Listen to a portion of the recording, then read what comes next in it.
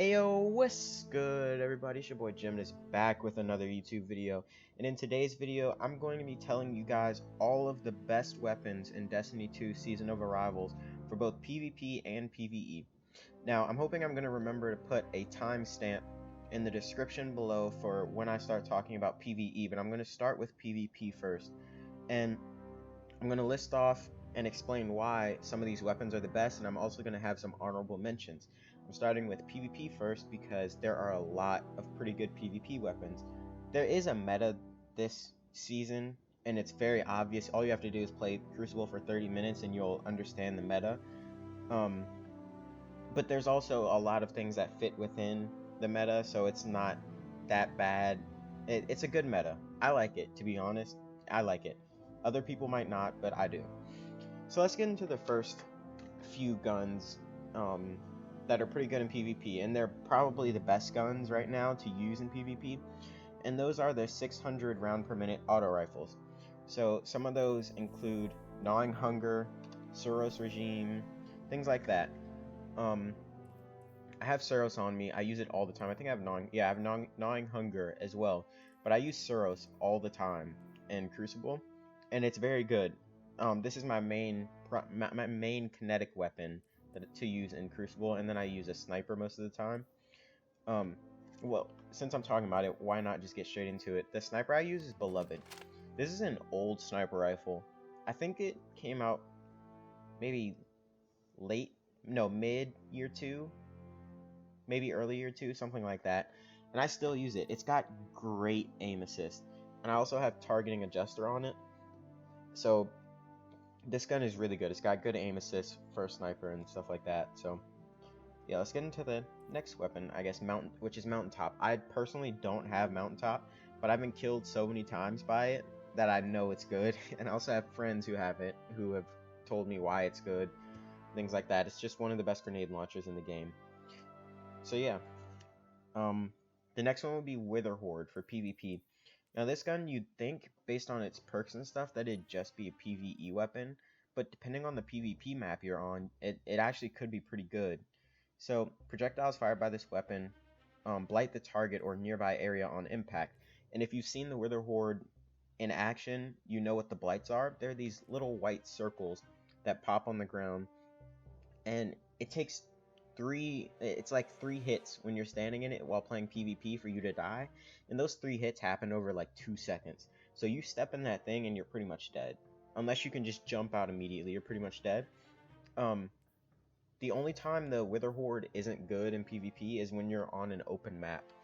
I don't know map names, so I can't list off any that it's not good on, but when you'll know what I'm talking about when you start playing Crucible. When you're on an open map, it's not very good, because people they'll just avoid those blights and won't step on them. So the next gun is Thorn. Again, I don't have it. I'm on the way to getting it. I've had that exotic quest for so long. I'm not even gonna lie. It's taken a while to get it. I just don't do the quest. It's not that it's hard or anything. I just don't do the quest. So Thorn is good because of the mostly because of the damage over time, but also because of the flinch. If you've ever gotten headshot by Thorn, you know what I'm talking about. The flinch on it is just crazy. You'll have a really hard time aiming when you're getting hit by the Thorn. So that's why I personally think it's one of the best weapons to use. And let's go into the honorable mentions. So they're good to use, and you can use them if you have them, but honestly I'd recommend using something else if you have something else to use. So the first one is Crimson, which I got from Xur. I've used it a few times. It's a 3-round burst kill. I mean, not 3-round burst. It is a 3-round burst hand cannon. So it's a burst and hand cannon in one, but it takes 3 bursts in order to kill someone, and that's with a few headshots, I believe. So it's good, but it's not something like I have Suros, so I'm not going to be using Crimson anytime soon. But if you don't have like Suros or Gnawing Hunger or something like that, then go ahead and use Crimson. You'll do fine. The next one is Vigilance Wing. I do have Vigilance Wing. I haven't used it in a while, but I've gotten hit by this, and it's the same thing with Thorn. The flinch when you're getting hit by Vigilance Wing is just crazy. It's really, really annoying to go against, especially when you're playing like elimination or survival or something like that. I see a lot of vigilant swing in that. Next gun is Ace of Spades. A bunch of my friends have Ace of Spades, so I do understand why this is good, and I've been killed by it a lot in Crucible. So, but hand cannons aren't necessarily in the meta, which is why you don't see it too often. But you, like, if someone in your game has it, you're gonna see it pop up a lot because you're gonna get killed a lot. All right, now let's get into the PVE guns that I believe are the best in the Season of Arrivals. So the first one is the Fallen Guillotine, which people have called Dark Drinker 2.0. This is the stat roll from the Season Pass, so it's got Whirlwind Blade and Energy Transfer. All you have to do is go up to a boss, light attack it like 3 or 4 times, and then do the heavy attack or whatever, and it just instantly dies. For the most part, it just instantly dies. It's one of the best. I think it's the best heavy weapon to use in PvE, just period.